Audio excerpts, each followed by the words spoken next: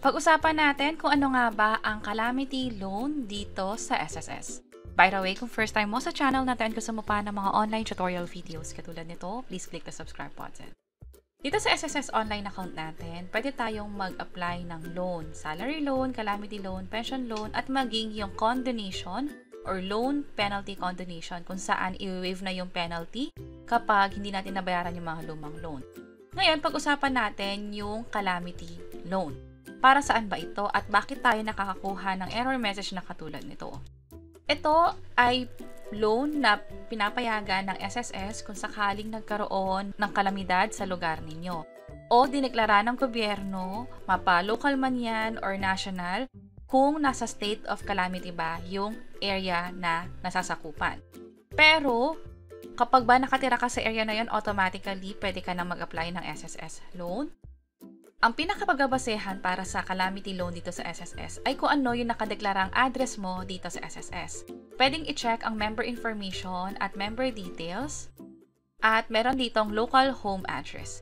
Kung yung home address mo ay nakatira ka ngayon sa lugar na yan at yun nga yung may state of calamity, pwedeng makapag-apply ng calamity loan. Pero kung sakaling hindi pala updated yung nakalagay dito, ibig sabihin nakatira ka kung saan nagkaroon ng state of calamity, yun nga lang yung SSS mo ay hindi nakadeklarang doon ka nakatira, kailangan na pa itong ipa-update. Para nga naman hindi ka na magkaroon ng error message na katulad nito. Just in case na meron niyang state of calamity sa inyo at ina-allow na yon ng SSS. So, paano i-update yung member information? Pwedeng gawin yan online. Idagdag ko na din na just in case na tama naman yung address mo dito, yun nga lang nakakakuha ka ng error message na katulad nito, your home address is in the old format. Kailangan tong i-update. Ang mangyayari, mali man yung address or nasa old format man yung address, kailangan pumunta sa pinakamalapit na branch ng SSS. At kadalasan, bukas to ng Monday to Friday, maliban na lang kung holiday o dineklarang walang pasok ang opisina ng gobyerno. Ang oras niya ay from 8 a.m. to 5 p.m. At kapag ganyan, ang gagawin nyo lang ay dadalhin nyo lang yung mga requirements na kakailanganin nila. Bali yung form na kakailanganin ninyo, yung E4, pwede ito makuha sa SSS mismo. At kailangan nyo i-check dito yung updating of contact information, yung address. Kung sakaling nagbago na rin yung cellphone number nyo, isabay nyo na din. At magdala lang din ng valid ID na nagkapatunay na kayo nga yung nag-update ng information na yon. So ito yung list of valid ID na tinatanggap ng SSS. So nagawa ko na to dati nung pina-update ko nga yung address ko para nga maging tama na yung format. O ma-update ko na rin yung tamang address ko na para nga naman pag nag-apply ako ng calamity loan, pwede na mag-proceed at hindi na makakuha ng error message na katulad nito.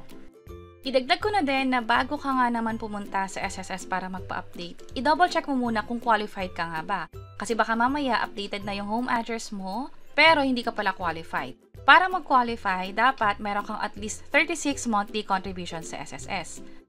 Paano ito malalaman? Pumunta sa dashboard, meron ditong contributions, click ko yung view contributions. Mabibilang mo na dito kung ilang buwan ka na ba nakapaghulog. O sa bandang baba, meron ng summary. Kapag more than 36 to, pasok na. Pero i-check mo pa kung in the last 12 months, meron ka bang 6 na buwang hulog. So sa case na to, kung ang last 12 months niya ay itong March 2025 pabalik hanggang 2024 ng April, at kung merong 6 na buwan na hulog dyan, pwedeng mag-apply ng SSS Calamity Loan. Pero dapat pareho yung membership category. Hindi yung bigla kang nagbago from employed to voluntary, pero just in case man na nagbago ka nga, dapat yung latest status o yung latest membership type mo ay merong 6 na buwang hulog, katulad ng nakalagay dito. Must have at least 6 posted monthly contribution under the current coverage membership type prior doon sa pag-apply nga naman ng loan. Yung membership category could be self-employed, voluntary, pwede ring OFW, or employed.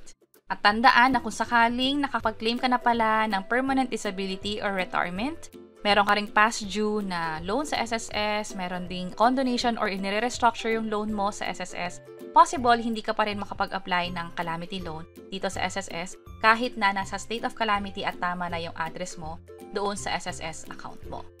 So yun yung mga dapat i-consider. Again, ang SSS Calamity Loan ay para sa mga eligible members ng SSS kung saan pwedeng makapag-loan yung mga apektado ng kalamidad.